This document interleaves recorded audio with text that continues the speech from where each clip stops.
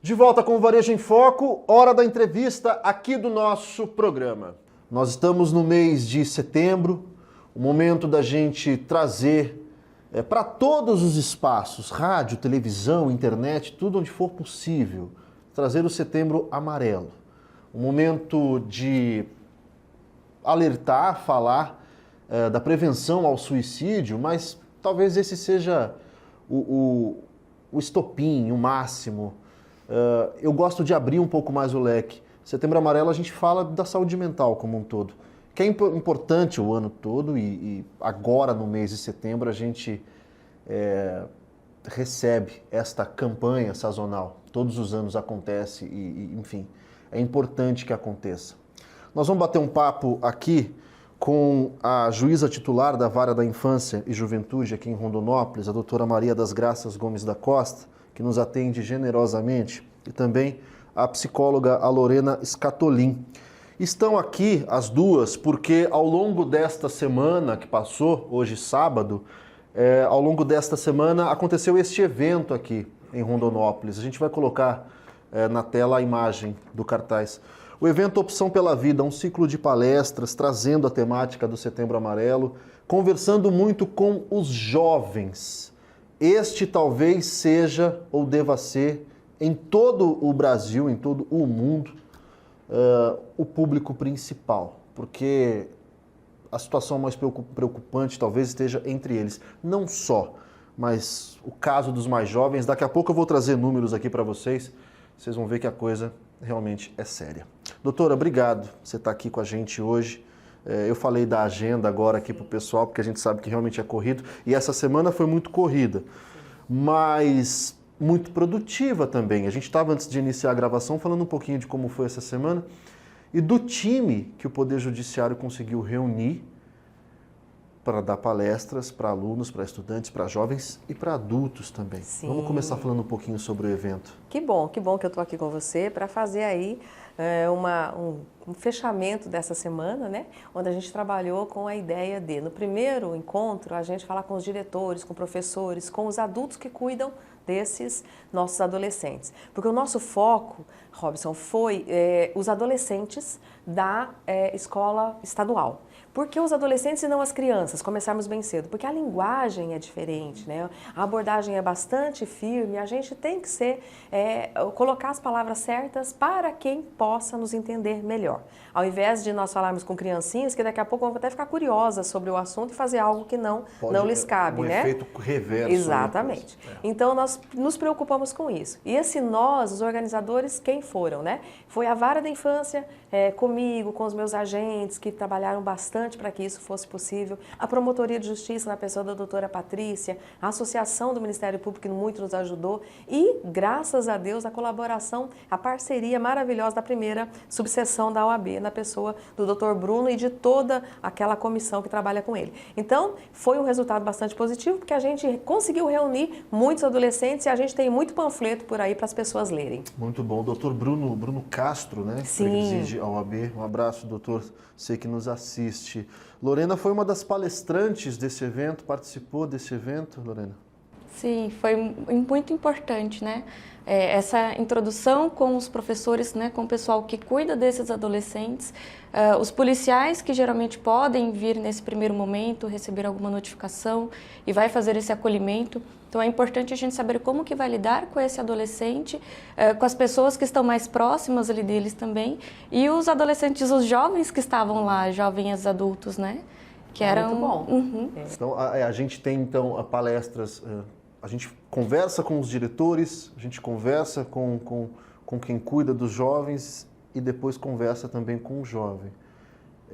É importante abordar no leque da coisa, né? E quando nós estamos falando de jovem, tem uma coisa, adolescente, pré-adolescente, uma coisa que são os sinais. Exato. O adolescente não fala, o pré-adolescente não fala, talvez o adulto é quem tenha que estar treinado, falando aqui dos professores que estão convivendo dentro de sala todo dia, bater o olho e perceber alguma coisa. Talvez seja isso, né? Eu acho assim muito importante que a gente, como você começou a colocar aqui, a pauta, né?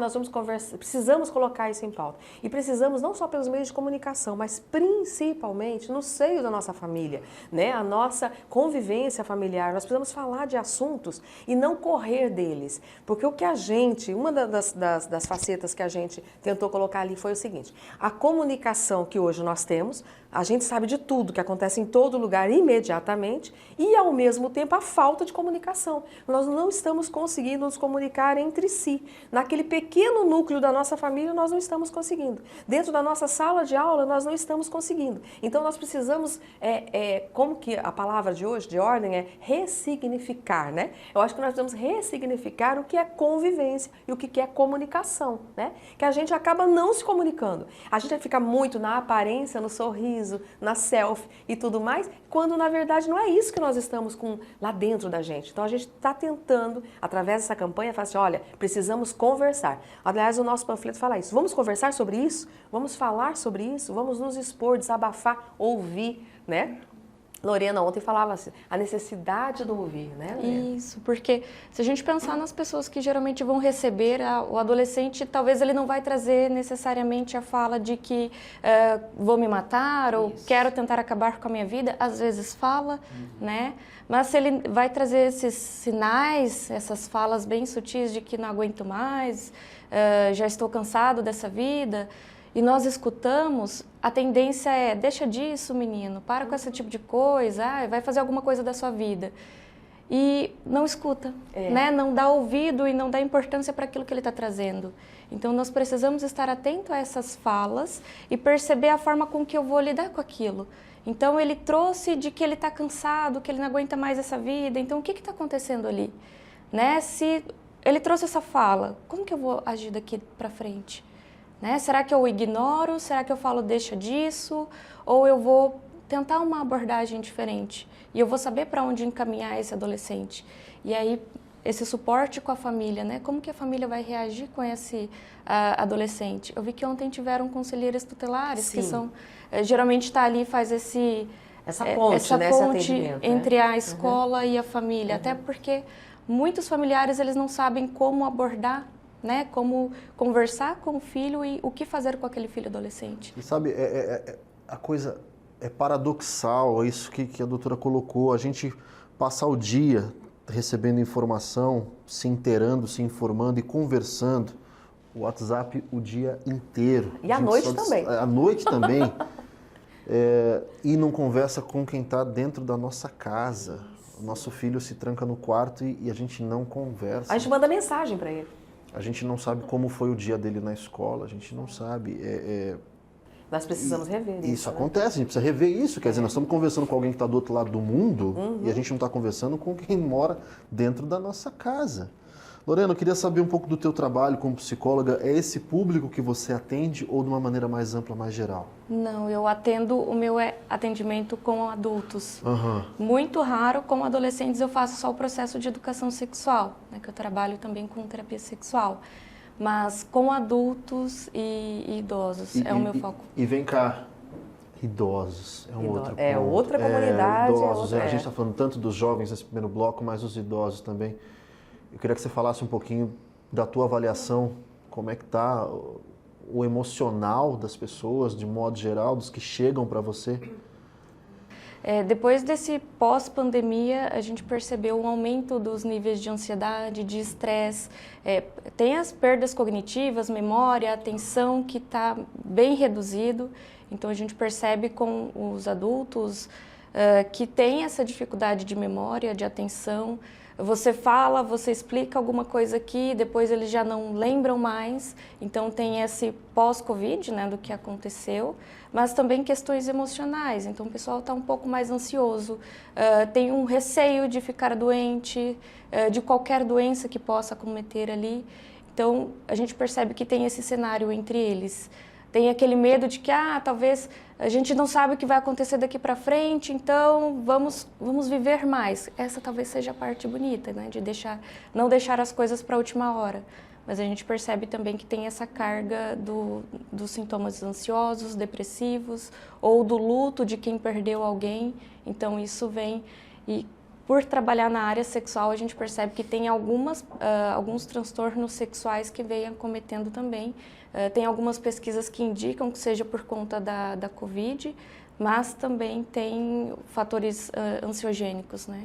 Olha o tamanho dessa bola de neve. Ó, para você que está aí nos assistindo, a gente vai continuar o nosso bate-papo no próximo bloco, mas eu quero fechar esse primeiro bloco já trazendo um recado, que é o seguinte: se você que está aí assistindo está passando por qualquer problema emocional, ou, enfim, procure ajuda, tá? Inclusive o lema nacional esse ano é procure ajuda. A gente tem o CVV, a gente tem profissionais, tem a rede pública de saúde aqui no nosso município. Então, não se tranque em casa. Procure ajuda. Isso é fundamental, tá? E o nosso bate-papo aqui com as convidadas, claro, vai continuar. O Varejo em Foco vai para um rápido intervalo. A gente volta já.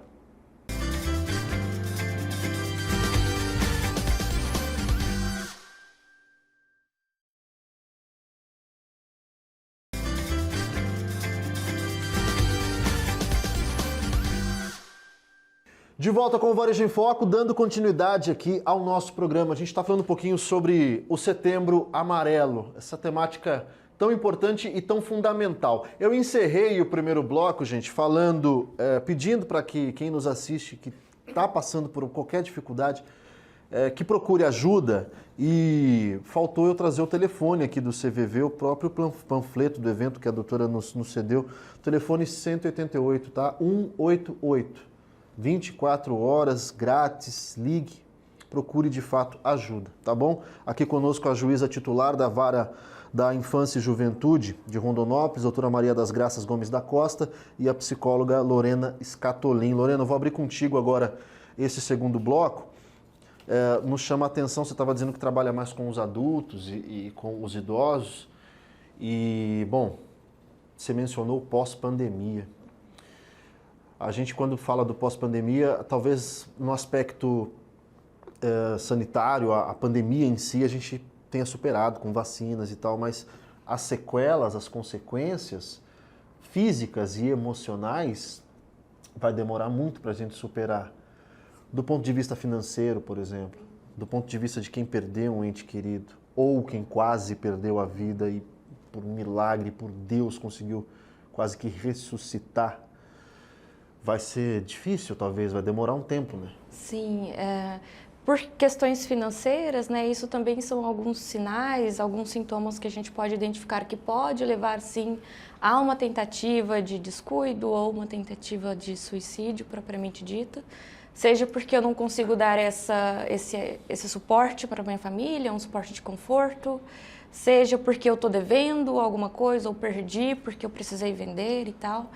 E por questões emocionais, a gente percebe esse movimento que vai demorar um tempo, né? Não tem como a gente dizer o quanto tempo. Durante a hospitalização, muitos hospitais eles pensaram nessa questão psicológica e tinham alguns projetos de desenvolvimento. Então, como que a gente pode trabalhar atenção e memória durante a hospitalização para a Covid? Então, esses pacientes eles faziam algumas atividades para ir durante a internação mesmo trabalhando.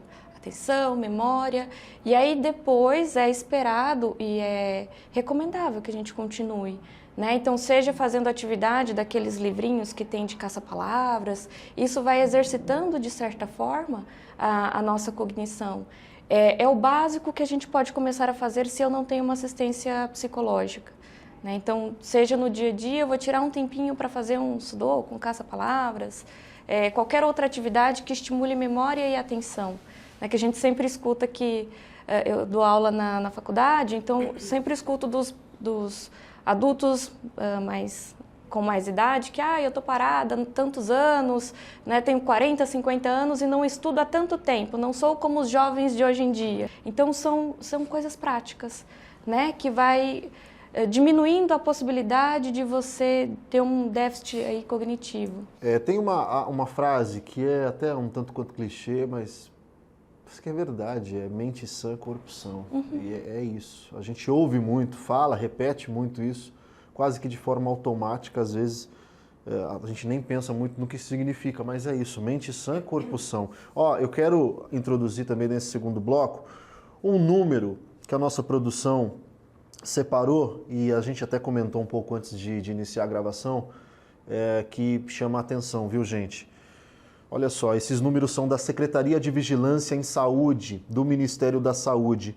Os casos de suicídio na última década aumentaram 43% no Brasil. Entre os adolescentes, que a gente iniciou o programa falando, o aumento foi de 81%.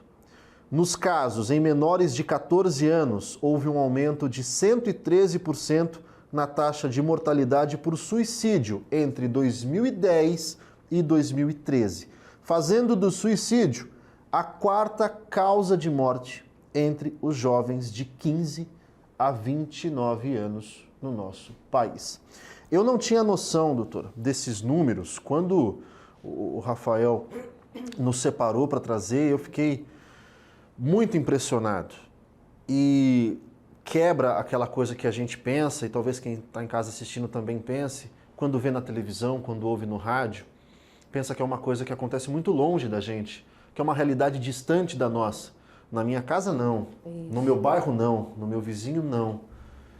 Na verdade, sim. Sim. Isso é um perigo, né? Isso é muito perigoso porque nós estamos tapando nossos olhos e ouvidos, né? É aquela ideia lá do macaquinho que faz assim, né? Então é mais ou menos isso. Realmente nós temos um número grande, como o senhor mesmo colocou, você mesmo colocou, mas é muito importante que a gente tenha, já que nós estamos sabendo desse número, se não sabíamos, agora sabemos, que a gente faça uma releitura dos nossos comportamentos, assim, no nosso núcleo mesmo, como eu sempre estou procurando. Eu não vou me preocupar lá na frente, vou me preocupar aqui pequenininho, primeiro comigo mesma. Eu acho muito importante quando a Lorena nos fala da necessidade, né, de nós nos relacionarmos com essa nossa capacidade ou incapacidade que nós estamos tendo nesse momento de desenvolver, seja a nossa lembrança, seja o nosso conhecimento disso ou daquilo. Nós devemos nos cuidar, eu acho que começa por aí. Então, a nossa opção pela vida, a nossa campanha, justamente no primeiro momento é isso. A nossa releitura do nosso trato conosco. Eu costumo dizer para os adolescentes com os quais eu me relaciono, e graças a Deus eu falo, né, o dia todo com eles, e sempre com a criança e adolescente, que a gente deve se olhar no espelho, sabe? Todo dia, e olhar assim e falar, nossa, olha como eu sou bonita, né? Não interessa se é mentira ou é verdade. Para mim é isso. E aí, a partir desse olhar para você, se conhecer, né? Como é que eu estou hoje? E o que eu posso melhorar para mim? E eu sei que essas coisas a pessoa fala, mas também é fácil para a senhora, eu trabalho no ar-condicionado, né? A senhora tem um emprego assim, tem aquele levar para esse lado, né, do vitimismo. Comigo não dá, porque eu moro no bairro Y, porque, gente, eu não nasci aqui, tá? Eu nasci também no bairro Y e assim por diante, quer dizer, todo mundo tem uma história. Só que você tem que saber o que você vai fazer com a sua história, sabe? Você tem o seu começo, o que você quer para amanhã? Mas amanhã é o futuro, eu não sei o que será. Que bom, então vamos valorizar o hoje? Então, hoje eu estou me olhando, hoje eu vou fazer isso, hoje eu vou vencer a tribulação que tiver. É isso que o nosso panfleto proporciona, essa leitura. E é isso que a gente quer, que os adolescentes, primeiro, os meus pais não são maravilhosos. Os seus não são? O meu também não? Por quê? Porque não são perfeitos, ninguém é perfeito. Então, nós estamos sempre buscando para o nosso adolescente que ele faça esse pensamento. A perfeição não existe, sabe? O pai ideal é aquele que eu sonhei, mas o que eu tenho é aquele de hoje. É aquele que às vezes chega embriagado, é aquele que às vezes chega chateado porque não conseguiu receber bem. É às vezes aquele que não chega. Por que ele não chega? Porque ele não mora na mesma casa que eu. E assim por diante. Então eu tenho que trabalhar essa realidade e ser o mais positivo possível dentro dela. E assim, sempre me colocando como a pessoa que vai decidir. Não jogar para o outro a decisão da minha vida. Eu fiz isso porque o meu colega convidou, porque a pessoa do meu lado assim o fez. Não, eu tenho que ter responsabilidade sobre mim. Essa é a colocação que eu sempre faço. Os números estão aí para nos assustar, mas nós estamos aqui para modificar essa realidade. Muito bom, doutor. Eu ouvi uma frase, agora não faz muito tempo, casa um pouco com isso, que é o seguinte, não compare a tua história com a de ninguém, ou não projete a tua história na de ninguém, construa a sua, faça a sua. E aí já me remete a uma outra coisa, dessa coisa da gente se projetar na história do outro, que a gente tem um mundo instagramável, a gente tem um mundo na tela do celular que não é o mundo real. Não é. As pessoas são lindas, as pessoas são ricas, estão viajando o mundo, comem do bom e do melhor, bebem sempre do bom e do melhor, sorridentes, sempre felizes da vida. Uhum. E a gente acha que aquilo é o mundo real, é o blogueiro, é o influenciador, é não sei quem, é o artista. Tem que parar com isso, né? Exatamente. Vamos, sabe, pisar no nosso chão, sabe? Você veja bem, quantos desses blogueiros, desses artistas e tudo mais, infelizmente, fazem parte desse número hoje. Ah, sim. Não é isso? Então, é estatística. Quando desliga a tela do celular, a coisa é diferente. A coisa é diferente. Pois é. Então, nós temos que, sabe, é bonito tudo isso. A internet chegou, as redes sociais chegaram para ficar, chegaram para fazer coisas muito positivas, mas vamos pegar o que melhor nos traz e vamos eliminar isso, gente. Vamos, assim, realmente, é a história do olhar no espelho. Olhe-se primeiro e não na vida do outro, porque senão a gente não vai conseguir chegar a nenhum ponto comum. É a história dessa seguir a vida do outro. Né? Eu acho muito interessante a gente ter alguém que se mirar de bom, né? A gente sempre tem um ídolo, né? Para se inspirar. Para se inspirar, mas não para segui-lo cegamente. Exato. A gente vai estourar um pouquinho o segundo bloco, Lorena, mas eu quero fechar contigo num outro ponto que casa com esse ainda do universo das redes sociais, que é uma outra coisa que me incomoda particularmente, imagino que você como psicóloga deva se incomodar, que são os pseudos especialistas que aparecem em rede social fingindo que está num podcast, fingindo que está não sei onde, e dando conselho, dizendo para jovens, influenciando jovens, faça isso, faça aquilo que você vai ser rico. Isso é um problema também, né? Sim, tanto questão financeira, de que você vai ser rico, mas relacionados à atividade física, nutrição, a própria saúde mental. A ideia que se tem é que o psicólogo tem que se posicionar mais para ocupar esse espaço que os blogueiros e essas pessoas, né, influenciadores, pseudo-especialistas fazem. Mas, ok, talvez eu tenha que definir também o que é uma informação de qualidade, do que não é. E nesses casos, o que vem fácil demais que eles trazem com essas informações é quem que é essa pessoa e por que ela está me falando isso. Né? Será que essa informação é real? E talvez observar quem que é esse profissional que está falando lá do outro lado, se ele tem essa real capacidade de trazer informação. Ou se é só um charlatão, uma pessoa que está falando com base naquilo que ela acredita que vem demais. É isso.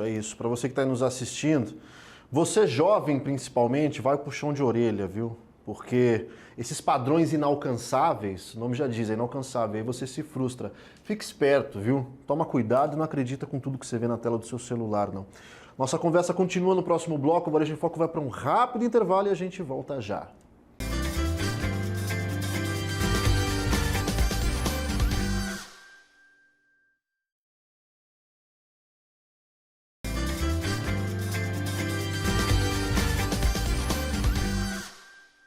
De volta com o Varejo em Foco, terceiro e último bloco aqui do nosso programa. Você que ficou com a gente até agora nessa temática do Setembro Amarelo, aqui com a doutora juíza titular da Vara da Infância e Juventude em Rondonópolis, doutora Maria das Graças Gomes da Costa e a psicóloga Lorena Scatolin, num bate-papo que eu particularmente estou gostando muito e acho que você que está em casa, tenho certeza que também está gostando. E tem evento, viu gente, para marcar o Setembro Amarelo, para marcar esse mês de campanha, esse mês de conscientização. A gente teve agora a Opção pela Vida ao longo dessa semana, esse ciclo de palestras, e no dia 23 vai ter caminhada, doutora. Exatamente, nós vamos fechar e, se Deus quiser, vamos amarelar o nosso centro, né?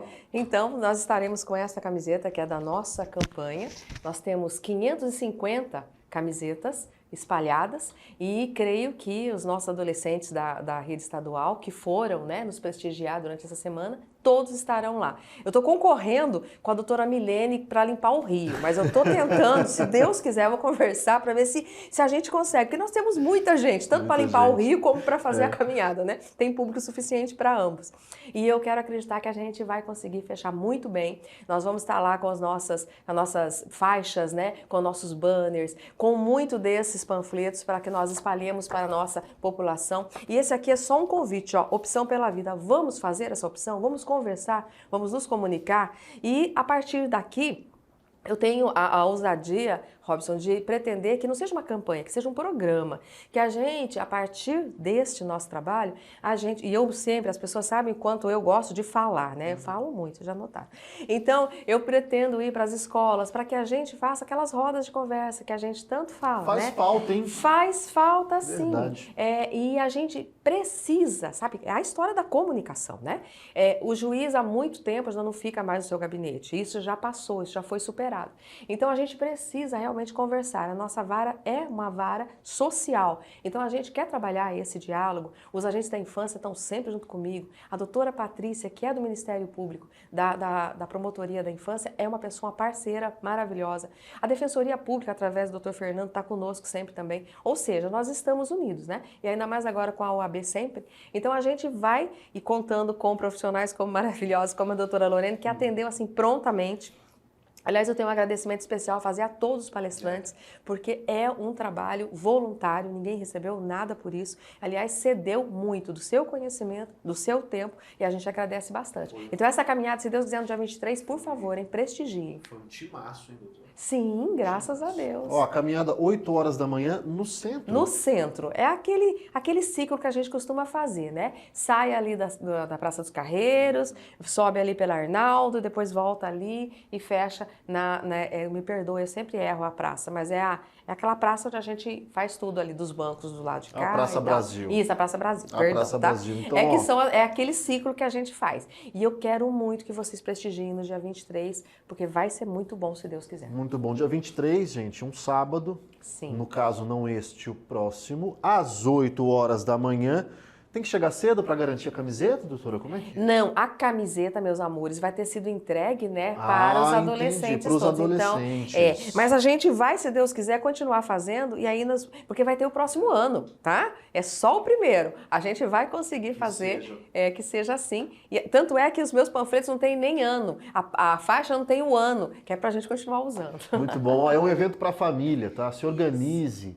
Chega um pouquinho antes, os estudantes vão estar lá, a família toda, os pais também. Vai ter atividades assim, vai ter um som, né, o carro de som, legal. vai ter os grupos de esportes, por exemplo, capoeira, vai ter os representantes que estarão lá fazendo as suas performances, então vai ser bacana. É isso. Ó, esse ponto que a doutora mencionou agora da conversa, fazer essas rodas de conversa que de fato faz falta. Hoje nós estamos muito com a cabeça abaixada na tela do celular.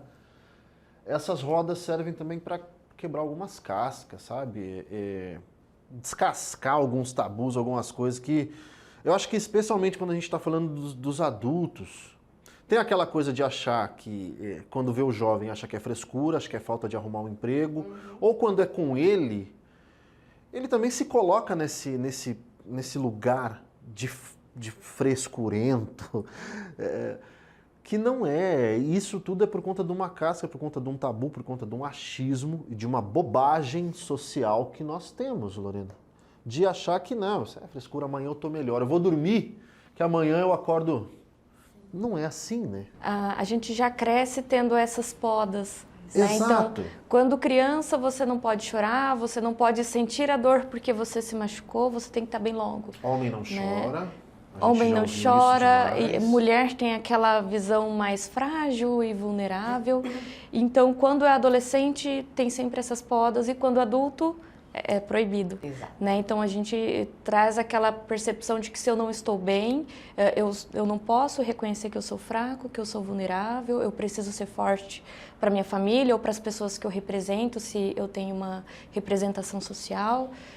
Então, a gente precisa dessa carga toda, né? De vestir aquela capa do super-herói e eu não posso sofrer. E é importante nós reconhecermos as nossas emoções e reconhecer aquilo que a gente está sentindo, né? Aquilo que vem no nosso pensamento. E quando isso acontecer, né? Então, estou pensando que estou chateada, estou passando por muitos dias de ansiedade ou de tristeza, essa tristeza ela vem se aprofundando, de dar um pouquinho de voz. Né? Talvez compartilhar com alguém que você se sinta seguro, com alguém que você tenha confiança e pedir ajuda. né? E reconhecer que se eu estou me sentindo vulnerável, se eu não estou me sentindo bem emocionalmente, é porque algo importante está acontecendo ali e a gente precisa de dar uma saída para isso. Né? E se ninguém te escuta, porque isso também às vezes acontece, procura um especialista. Isso. Existem serviços aqui para isso. Não dê murro em ponta de faca. Se ninguém no teu redor, os amigos ou os pais também não têm preparo, enfim, se não te escutam, não te entendem, procura um especialista. Isso, né? Porque é importante validar aquilo que a gente sente, porque se você está sentindo é real. Né? Então, se eu sinto fome, poxa, é real, eu estou com fome. Se eu estou com sono, é real, eu estou com sono, eu vou dormir. Então, se eu estou triste ou preocupada ou ansiosa, é real. E eu preciso de cuidar desse sentimento. E a saída que nós temos é buscar alguém próximo, ou se eu não tenho alguém próximo com quem eu me sinta confiança assim, e validado, vou procurar um especialista. Né? E nós temos os lugares por telefone, que são gratuitos. Nós temos aqui na cidade CAPS, nós temos a clínica de atendimento em saúde mental. Então, nós temos outras opções e que também são super válidas e que vão focar no tratamento dessa pessoa, em auxiliar nesses momentos. É isso, perfeito. E, bom, a gente vai já caminhando para a reta final, doutora, mas fazendo uma reflexão de que Setembro Amarelo a gente fala da prevenção ao suicídio, é como eu disse lá no início, o suicídio ele é a última instância, ele é o ponto alto. O que nós estamos trabalhando aqui hoje nessa entrevista é de que há etapas, há processos, ou seja, dá para cuidar antes. Dá para prevenir. Não precisa esperar uma tragédia acontecer ou quase acontecer. Ou quase acontecer, uma tentativa, ou automutilação. Começa assim antes, né? Começa antes. Então, a gente, né, tem que eu tenho comigo essa visão. Nós temos que cuidar de todos desde a primeira infância. Na verdade, tem que ser até antes de nós planejarmos, né? No ato de planejamento do nosso filho, de quem nós vamos colocar no mundo. E ao termos uma criança conosco, nós devemos fazer esse cuidado bem lá, bem novinho. Porque, como você colocou, são etapas. Então, assim, nós precisamos nos preocupar enquanto pais, enquanto tios, enquanto padrinhos, enquanto seres que estamos vivendo no mesmo lugar e ambiente. Então, eu acho muito importante que a gente tenha uma visão para a nossa criança, para que nós ouçamos a nossa criança. Não vamos esperar ela chegar como adolescente, se automutilar, para a gente ver, nossa, tem alguma coisa errada. O comportamento dela alterou-se, ela está rebelde, ela está triste, ela está assim, ela não está. Vamos conversar, ouvir, principalmente ouvir e dar atenção a ela.